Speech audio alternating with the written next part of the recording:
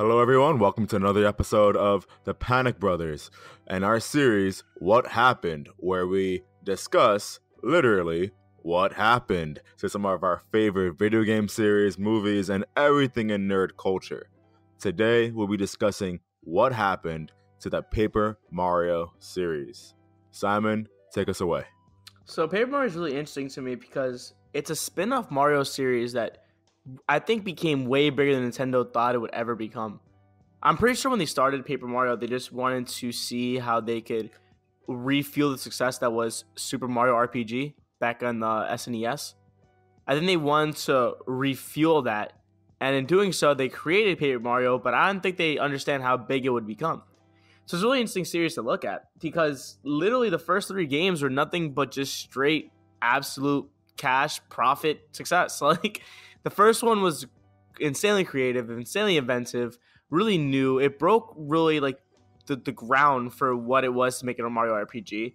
Thousand Year Door grabbed all that, perfected it. And then Super Paper Mario, I know it has some mixed reviews from the audiences, but it still did it phenomenally well, and there's a great story and great gameplay too. And when you look at those three games, you think this series is nothing but a great IP for Nintendo, but as soon as you have the next game, which was Sticker Star, it goes right down the hole. So it's really interesting to see like what exactly caused that. I think it's really interesting to see the transition between Super Paper Mario and Sticker Star and why exactly happened. Do you remember playing these games when you were a kid? Do you have any fond memories of that? So I was never able to actually play Paper Mario, just because my time with Nintendo 64 was kind of limited. You missed out. I did have a Nintendo 64. Don't get me wrong, but I mainly played it. My only two games that I can recall playing it on it were, well, another one was like this WWE game, which was trash. Oh my god, I had the same game. I think every Hispanic household had that game. Yeah. I'm really interested in knowing whether or not we had that exact same game because I'll take a picture of the cartridge later for you. Okay, please do. Then I had like Power Rangers, Lightspeed Rescue for Nintendo 64, which I played nonstop, and then obviously the one and only Super Mario 64, which everyone had to play. No, yeah, everyone went through that. Oh, and Rayman, which is probably another series we should talk about in this and what happened. But that's interesting. Yeah, that's a really interesting topic, but we'll get to that another time. Yeah, for sure. But when I had my GameCube, and my GameCube was probably my most overplayed console growing up, obviously I had Paper Mario Thousand Year Door, and obviously I knew Thousand Year Door was a success, was a phenomenal game. I don't think I was ever able to beat it though, which is a sad thing. Well, how old were you when you were playing it? You were like 10, dude. No, not even. The game came out in 2004, so yeah, so you were like 8. Yeah, 8 years old. I mean, I imagine you probably couldn't beat it. Yeah, no way. And then I picked up Super Paper Mario, which I did beat, and I did love, even though I knew it was a completely different style of gameplay. I actually really did like it. No, yeah, it was still fun. But then me and you both kind of just dropped the series as soon as Sticker Star came around, and I didn't want to pick up Sticker Star. I really had no interest in picking up Sticker Star. Yeah, I feel like for us too, even before we knew about the gameplay, we kind of just fell off Paper Mario, and I feel like we would have brought it back in if we heard that it was a good game. But hearing it wasn't a good game made us even more inclined to just not pick it up in the first place. So we kind of just fell off the series at that point. And that's, I think, what sparked us to do this episode. We really want to know, well, what happened? Because me and Josue really did not know until we had to research on exactly what happened to the series. But I think to get there, we definitely need to go back in time and look at the progression of these games. Back in 2000, what year was it when this first game came out? Do you remember? 2000. Was it the 2000? The original game came out in 2000, yeah. Well, 2001 for America, 2000 for Japan. Okay, that's what it was. So August 11, 2000, it came out in Japan. Named Paper Mario for Nintendo 64. And like I said before, it was Nintendo's clear attempt at trying to succeed Super Mario 64. Sorry, not Super Mario 64. Wow, excuse me. It was them trying to succeed Super Mario RPG. And they did that because Squaresoft had a falling out of Nintendo, and as many people know, they kind of fell for Sony. So Nintendo had to pick up what it had and try to redevelop this RPG title. So it picked up intelligence systems, and this beautiful marriage happened where they actually created an amazing RPG. I think the real beauty came at first from its style. I think it's the first thing you obviously see when you play this game, and it's such a gripping style. To be honest with you, this is really just Nintendo's answer to Parappa the Rapper, who was a competitor for sure. It's kind of funny actually because the lead art designer of the project, Mr. Ayama, he was drawing up sketches for the game, and he drew up a sketch of 2D Mario against a 3D background. So you think he was just looking at Rapper in the office, someone playing it, and he was like, Yeah. And he started drawing out a 2D Mario, like, got it. Why are we still talking about Parappa the Rapper? Like not just me and you, just like in general. Like, why is that still a thing? Anyways, so, okay, continue. So yeah, Mr. Ayama, they were trying to like come up with an idea, and Mr. Ayama was the first one to come up with the idea of drawing up a 2D Mario against a 3D background. I think this is genius, and I feel like it's not really understood why. I think it's genius because, remember, in 2000, this is the stage when like you're going from a 2D land space to 3D land space, right? You're still trying to figure out how to make it work. Super Mario 64 is out, and so is Ocarina of Time, and they're still trying to figure out how, to make 3D games work. And when we look at 2D, who dominated the 2D market? Nintendo. They were the ones who dominated 2D. Now you have 3D, you see a lot more competitors, and they have to figure out how they're going to stand out. And Paper Mario, I think, was the answer for them. If you can have the familiarity of 2D Nintendo characters against this new 3D background, you not only make the user feel familiar to the characters and story they're playing and the franchise itself, but you also introduce them to that new hint of welcome to the world of 3D. It's a genius marriage that works and helps the actual player think they're not playing something completely different. I think it's really smart and really intuitive. That's something that I think made Paper Mario so great. Along with that, you had cool characters. I don't remember a game before this that had enemies that had these personalities that were friendly and actually helped Mario out.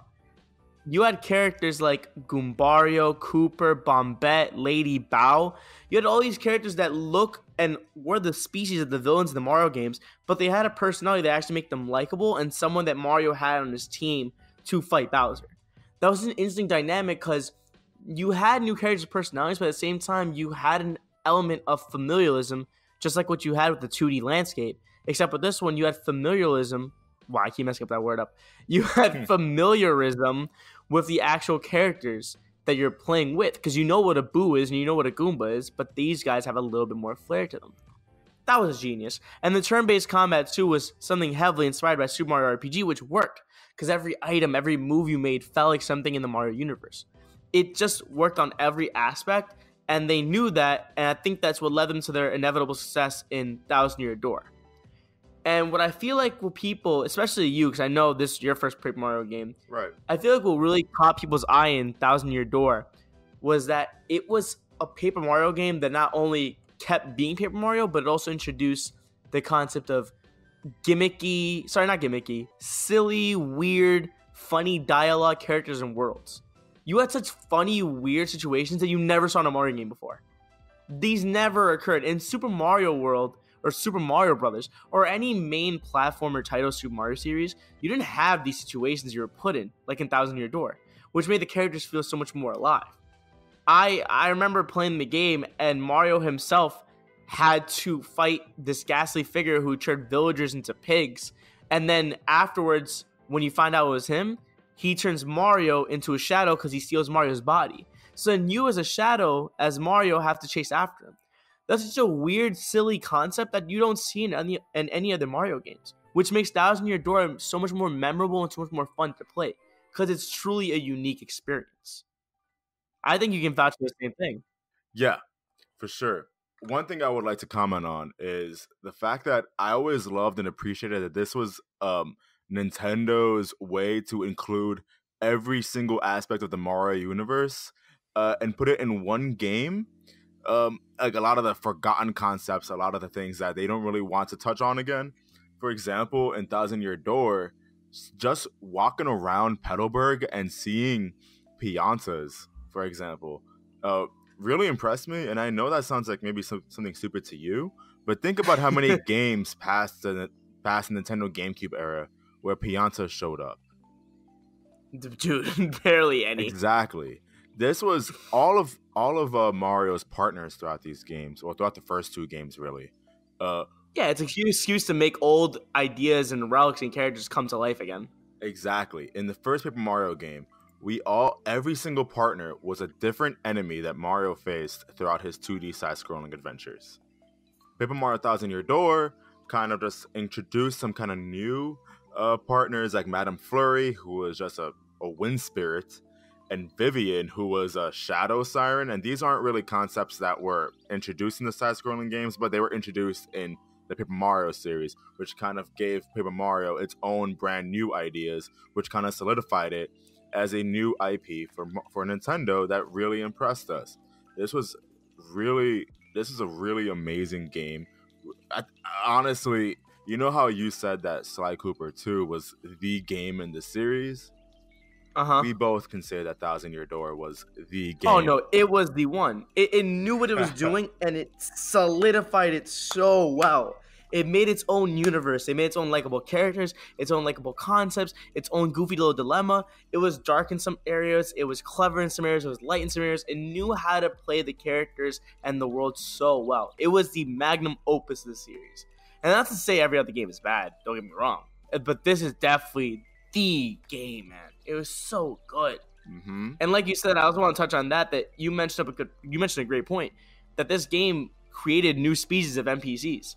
That not many Mario games do that really. This series introduced Nomadi mice, I think it's pronounced. I can't remember the name of those characters, but I think they're called Nomadi mice. But Nomadi Mouse is only in Paper Mario though. Yeah. Because okay. That's what I was thinking. Yeah. So yeah, like you said, like it's really interesting to see these games come up with their own PCs, because a lot of Mario games don't come up with their own NPCs. You had Nomada Mouse in the first Paper Mario that doesn't show up in any other game besides that universe. So it really makes the game feel unique, like this is its own world and nothing else can touch it. It really solidifies itself in creativity, and I think it's something that Nintendo really knew that they were doing well in. And then you have Super Paper Mario, which comes out in 2007, I believe. Oof, yes. That was an interesting game, man. It's interesting because it broke the Paper Mario formula. However, it still didn't tank. People still liked it. And some people, obviously didn't like it because it wasn't Thousand Year Door. But a lot of people still liked it. So it's interesting because it was Nintendo looking at it like, you know what? We can change this. We can change this a little bit. We don't have to stay true to a traditional Mario RPG format. Because, like you mentioned, this wasn't the turn-based combo we're used to. Not at all. And this one, it was a lot more action as it comes, which is really interesting to see in a Paper Mario series. It was real time. No, yeah, which is really crazy to see. And the plot, I feel like, was a lot more dialogue heavy in this, which is great because I love dialogue in Paper Mario games. And they kept the same level of silliness. Yeah. There was still that silliness and situations that you got into that were really weird. But it was weird because this is one of the games where people really didn't enjoy the main villain of the actual game. They felt like the villain was very forgettable. And they had moments where the plot itself just felt like it kind of wasn't as good as it could be, because it kind of relied on that old trope of finding the 7 blank blanks, like with every single Paper Mario game. It kind of... But besides that, it still did well. It kind of felt raunchy compared to the other games also. It kind of felt like they were exploring some more mature themes in this. I know the game was still rated E for everyone, but there were just a lot of concepts in this that just kind of felt kind of funny. Like, I know Paper Mario is always had these concepts that were kind of more adult compared to the other regular Mario games, but this one just kind of felt weird in a way.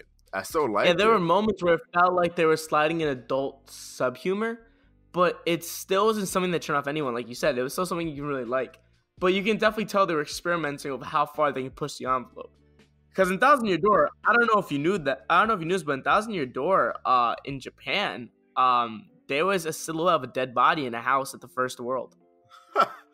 Wow, I did not know that. Yeah. In the US, they censored it. They couldn't take it. So it's interesting to see like how far sometimes they'll take the dark humor in this game. And not just that, but we also were introduced to other playable characters.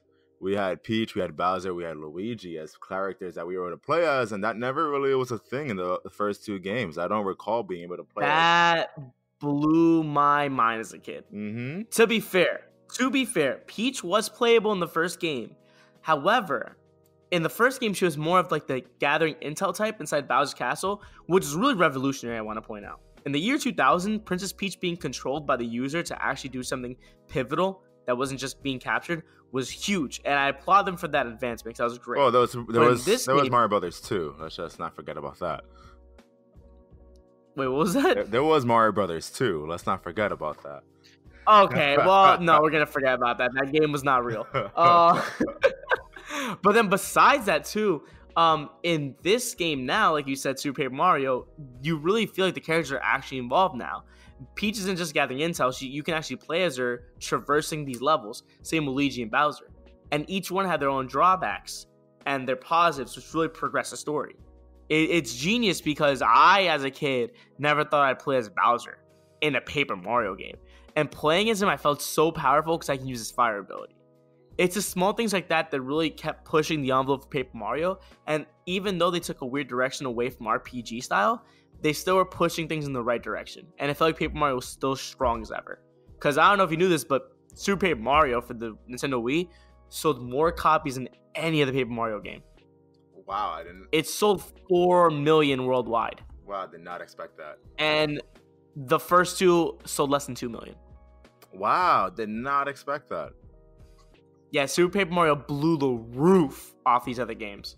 But then, it's interesting because you have this game that literally did so much for Paper Mario series in terms of sales and progressing its actual mechanics and where they're going with the story, where they're going with the character usage and all this great just stuff that they were moving towards.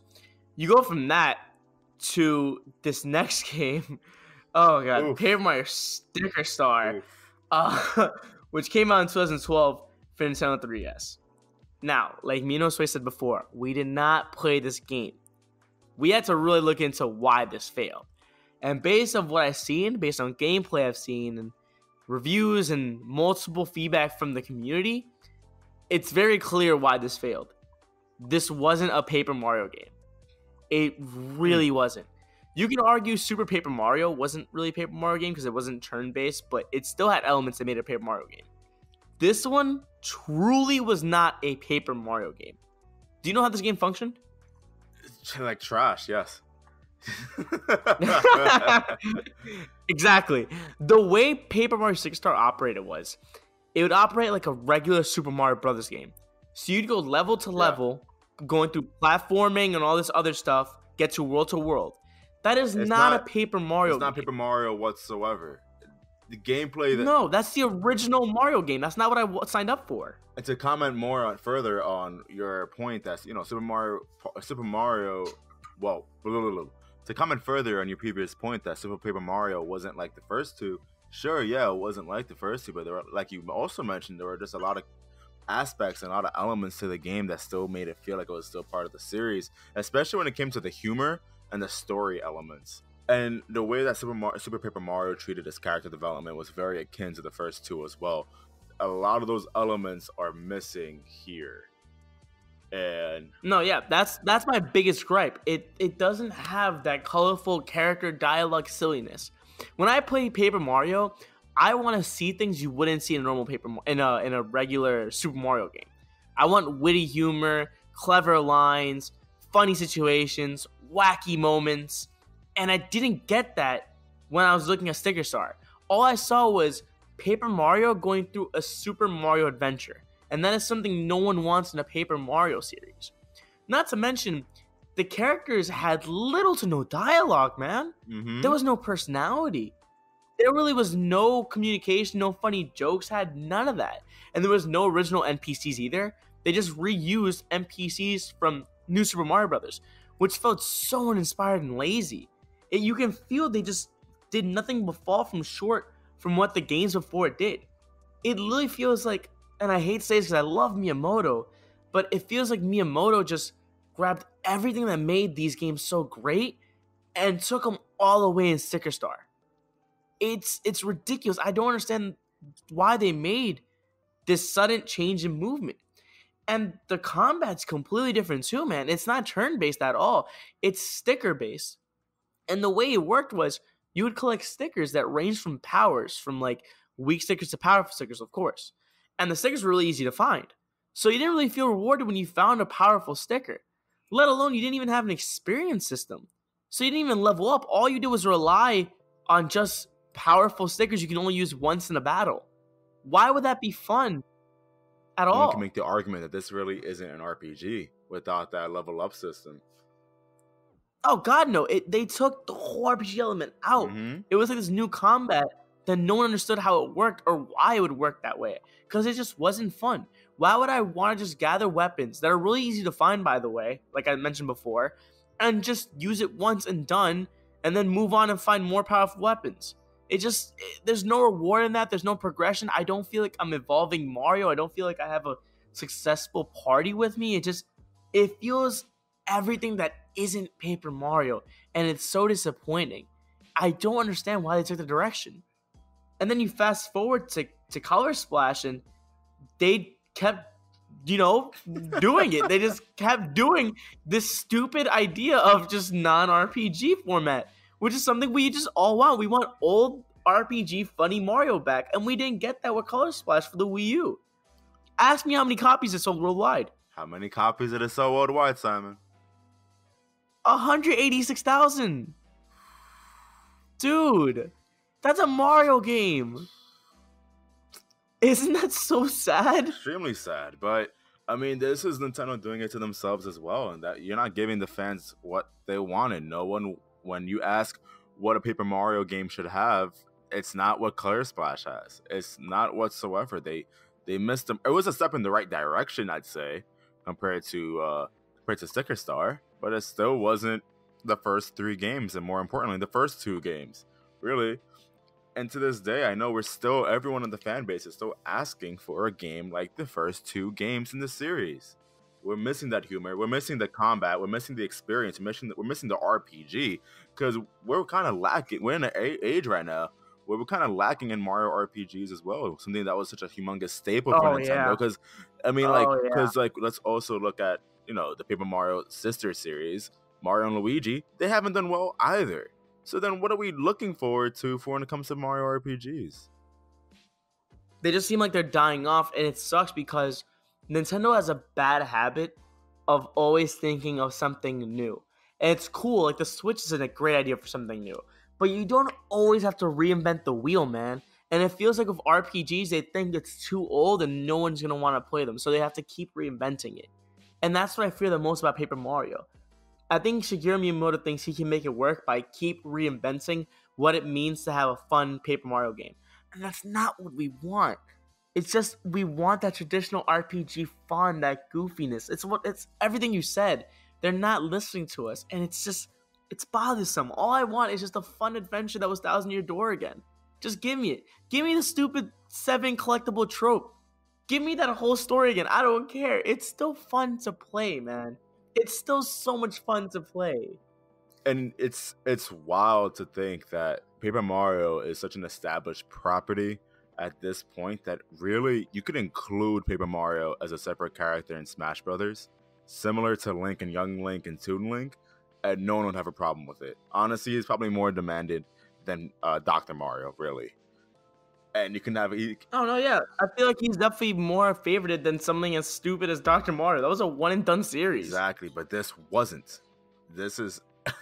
this was something that Nintendo had that was special, and now it's been 3 years and there hasn't been any announcement for another game. And at this point, we can probably come to the conclusion that it's kind of done. I have hope. Listen, the Switch is doing great right now. They're doing great things with all their series. If it doesn't sell on the Switch, it's done for. But I think they got it. They just gotta do it one last time on the Switch. Good old-fashioned RPG, funny characters, original ideas, the goofy, silly antics. Just one last try. I believe in you, Shigeru Miyamoto. You are a genius and a god. You can do this. I have a feeling they can still do this, man. But I really don't know until we hear Yeah, anything. you see, I want to believe that as well, but at the same time, I'm just kind of at a point where I just feel like they've kind of broken it to the point where it's just done for, and they're getting to a point where maybe, I mean, there will be some fans that will buy the game, but do you really think it could break a million copies sold at this point? No, nah. Unless it's a huge success that's, it's reported everyone on IGN like, oh, Paper Mario's back, then yeah, but I don't see that. Yeah, I don't. unless it's not, not even. I don't know, man. I truly, if I have hope. I have hope, though, man. I have hope, damn it. I think they can do it. yes, yes. I mean, like, if they were, I feel like Nintendo would be amiss to not have a Nintendo RPG coming out soon, especially with the Nintendo 3DS dying. I mean, it's not even dying, but it's kind of just like, It's not even dying. Switch. It's just like a side thing yeah, now. exactly. Yep. It's now like, Nintendo is missing a property. But then again, we can also say the same when it comes to some of the other Nintendo properties, even though, well, no one's really asking for this. But, Mario versus Donkey Kong series, what happened to that? Let's let that die. Let's let that die. Just we don't exactly. But let's put it on the back and shoot it. But you know how we're saying that we should let that die? I know there are some fans that are probably thinking we should let no, yeah, there's definitely people. Doesn't. There's people against us who think that, like, no, it just needs to be done, and that's the sad reality of it. It's done 3 games in a row where they weren't able to figure out how to get this properly done. It's been 15 years since the last proper Paper Mario game. Yeah. At that point, could they really? I doubt they really have the magic still? No, yeah, and I doubt Super Paper Mario, the magic of that working, even though it wasn't a Mario RPG, it would happen again. Exactly. At this point, don't get me wrong. I would pick it up as soon as they announce it. If they did say, hey, we have another Paper Mario game coming out, just like Thousand Year Door, give me it. I'm getting it. But to be real with you, this is probably my realistic side coming out, that like my pessimistic side, really. That I don't think it's happening, man. No. As sad as it is, I don't think it's happening. I think there's a slight chance, but it's very slight. It's better than Sly Cooper, I'll tell you that. I have better odds of this than I do of Sly Cooper. I'll tell you that instantly right now. But of course, it's sad to think that you're right. It's hard to come back after 2 and debatably 3, L's and trying to perfect the system. But let's look at another. Let's just a quick look at another series. If we're gonna let's look at Mario Party, where they came out with Super Mario Party, and everyone was pumped for it. They're like, everyone's saying, "Wow, we're back to Mario Party!" And yeah, it's a solid game, but it's a solid game. Yeah. I don't think that's the end of it. Like, no, it's a solid game. So. Yeah, well, that's it. Yeah, no, yeah, solid game. Yeah, exactly. I don't think anybody can really say like, yes, it's the best in the series. We're probably gonna keep on saying that. That Mario Party 6 or 7 are still the best games in the series. Like, and just like that, like I feel like Nintendo, if they were to come out with another game in this series in Paper Mario, we're probably still gonna say that Thousand Year Door is still better. No, yeah, it sucks though, because it's just a negative way of thinking about it. Because it's sad, because it's true. People are always gonna be dissatisfied. You're so far gone from the series at this point. People are always gonna compare it to Thousand Year Door and be like, "This not it. It's not it." And it just sucks because you're never gonna hold that same light as you did with the second game. It's gonna be very, very hard to do. But damn it, I think Nintendo can do it, Josue. Okay, we can pray tonight. Me and you, Simon. Please join us if you're listening to this. Pray tonight for Paper Mario. And it shall come true. I truly think, though, that our next Mario RPG will be a sequel to Mario RPG Legend of the Seven Stars. I'm gonna say no. I don't think so, dog. I think Square Enix really does not want to give Nintendo that. Well, sure, but I think that Nintendo and Square Enix's relationship is better than it's ever been before. And out of the 3 properties, with the 3 Mario RPGs, which is Mario RPG, Paper Mario, and Mario and Luigi. I mean, maybe we can get another Mario and Luigi game, but I don't want that. I don't want that. Let's just give us Mario RPG 2 and we can call it a day, all right? Like that's all we want. We just want Gino, we just want Mallow, we just want that giant ass sword in this castle. we want those Power Ranger dudes, the Axum Rangers. At least I want those Power Ranger guys. I mean, come on, let's just make it happen and let's just call it a day. All right, Nintendo? To be fair, I don't think it's going to happen. I really don't. But if it does, I know the internet's going to blow up because people have been waiting for that for years. Like, to see Gino come back in 2019, people are going to, like, literally suck off whoever Square Enix gave the okay for that. I just want the Axum Rangers, but yeah, sure. That's the reason why I brought this up. Yeah. Wait, did you ever see before we wrap this up, did you ever see that one meme where it was like Paper Mario announced and then everyone's like, ah, and then it says directed by Shigeru Miyamoto and everyone's like, oh my god. Oh my god. It's so bad. But thanks for listening, guys. This has been What Has Happened to the Paper Mario series. If you want to read more about our thoughts on this, we actually have an article up on Medium on this specific issue and what our thoughts on are for like why it actually failed, why we think that 1,000 Year Door is amazing and Star Sticker is absolute doo-doo. Or Sticker Star, excuse me. See, it's that bad I get the name interchanged. But regardless, we really appreciate your time like always. Please comment below what you think actually caused the issue that is Paper Mario now. Or maybe you don't think there's an issue with Paper Mario. Maybe convince us why you think Paper Mario is still as strong as it's ever been. Probably. You're crazy. It's going to be a very hard argument, but, try for it.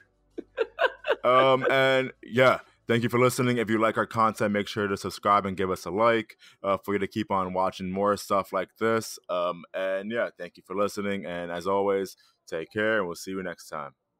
Take care, guys. See ya.